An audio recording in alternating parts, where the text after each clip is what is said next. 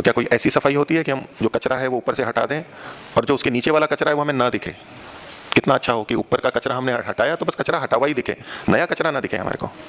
ऐसी कोई सफाई होती है?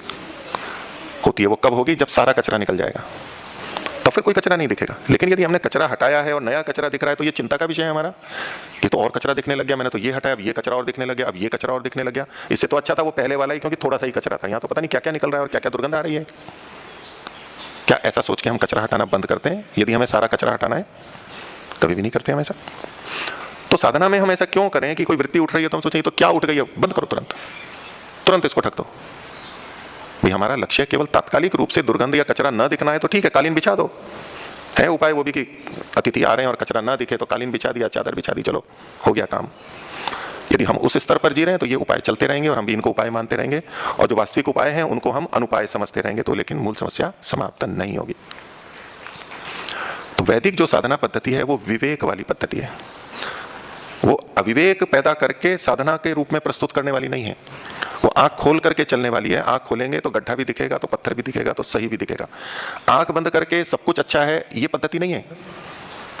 आंख बंद कर दो तो पलायन है, कबूतर भी आंख बंद कर देता है शतुर्मुर्ग बिल्ली को देख के, या जो भी कथाएं हैं, ये वो पद्धति नहीं है।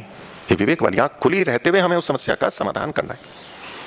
इसलिए अपने अंदर जो वृत्तियां हैं कुछ गलत भी हैं तो उससे चिंतित नहीं होना। प्रसन्न होना, मुझे पता लगा कि मेरे अंदर ये भी दोष है।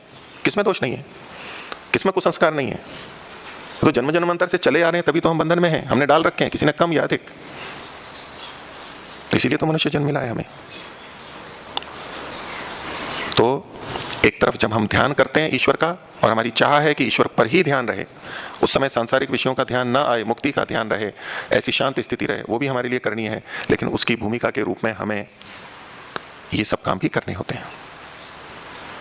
इसलिए वृत्तियों को कभी भी, जो अच्छी वृत्तियां हैं वो तो हैं ही स्वीकार्य, और गलत है तो गलत है। जब जब वृत्ति आती है तो चलते फिरते उसके साथ अगर हम हर जगह ये जोड़ेंगे, नहीं ये अच्छी है ये बुरी है, ये वैदिक पद्धति है। वो कहते हैं अच्छा बुरा जोड़ोगे तो राग और द्वेष जुड़ेगा और फंसोगे। वैदिक पद्धति कहते हैं नहीं, ये वृत्ति है, ये अच्छी है, बोलो उसको अच्छी है, ये बुरी है तो बोलो इसको मन में कि ये बुरी है। जब जब हम उसको बुरी को बुरा कहेंगे, ये यथा योग्य व्यवहार है, ये विवेक है, ये यथार्थ है। और योग का मार्ग, मुक्ति का मार्ग यथार्थ पे चल के होता है।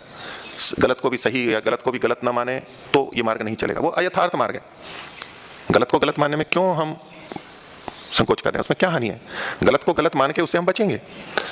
गलत को गलत नहीं मानेंगे, उसको भी समान मानेंगे तो हम उससे व्यवहार करेंगे और पीड़ित होंगे।